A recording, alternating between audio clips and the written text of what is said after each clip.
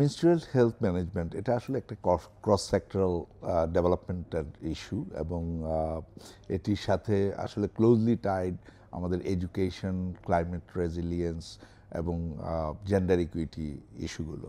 এখন আমরা শিক্ষা এবং স্বাস্থ্যকে একদম খুব ক্লোজলি চিন্তা করছি, কারণ স্বাস্থ্য এবং শিক্ষা যদি একই সাথে না যায় তাহলে আমাদের সত্যিকারভাবে আমাদের ভবিষ্যৎ প্রজন্মকে সেই রকমভাবে তৈরি করতে পারবো না।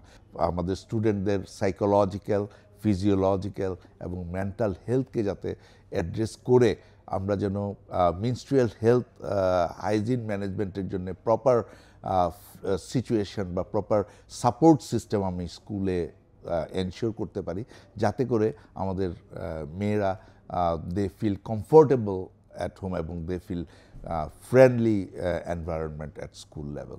মূলত যে প্রধান বাধাগুলো নিয়ে আজকে কথা হয়েছে তার মধ্যে প্রধান রয়েছে আমাদের মাসিক স্বাস্থ্য ব্যবস্থাপনা সম্পর্কিত ট্যাবু এবং স্টিগমা। এরই সাথে রয়েছে আমাদের অজ্ঞানতা, যেটা বাড়ানোর প্রয়োজনীয়তা অত্যাধিক। এর পাশাপাশি এই যে আমরা স্যানিটারি প্যাড এবং অন্যান্য দ্রব্য মাসিক স্বাস্থ্য ব্যবস্থাপনায় ব্যবহার করি, সেগুলোর বর্জ্য ব্যবস্থাপনার উপরেও গুরুত্ব আরোপ করতে হবে। মাসিক স্বাস্থ্য ব্যবস্থাপনা বান্ধব পরিবেশ গড়ে তুলতে যথাযথ বিনিয়োগের ব্যবস্থা সরকারি বেসরকারি পর্যায়ে নিশ্চিত করার ব্যাপারে এই আলোচনায় গুরুত্ব প্রয়োগ করা হয়েছে। Women or ladies are at the center of the cycle of life, but on top of that there's quite a lot of social issues that they face. Like for example, there is the whole stigma issue. Menstrual pads, for example, is that ladies often use cotton pieces of clothing, and then that's not a problem, but the problem is to, for example, dry that. If they cannot dry that open in the air because there is a lot of men passing by, and if you don't have that privacy, at that moment the ladies, they use humid pieces of cloth, and those humid pieces of cloth can give urinary infections and sometimes fungus infections. So it's really a very big issue.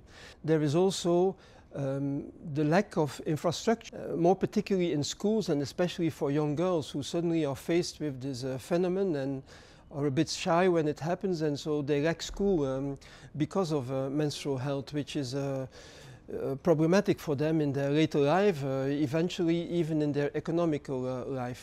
And then on top of that, for example, in schools, we install vending machines so that in a discreet place, so that when young girls suddenly have little accidents, they can go to the vending machine and with a card they can get the necessary sanitary pads to remedy their situation. So there's a lot we can do as UNICEF in health structures. We can make sure that every health structure counts and that there is the necessary infrastructures there. And so for that, and I think it's at the educational level that we can really make a change, because education is the key to solve this problem once and for all and make sure that the men become good husbands.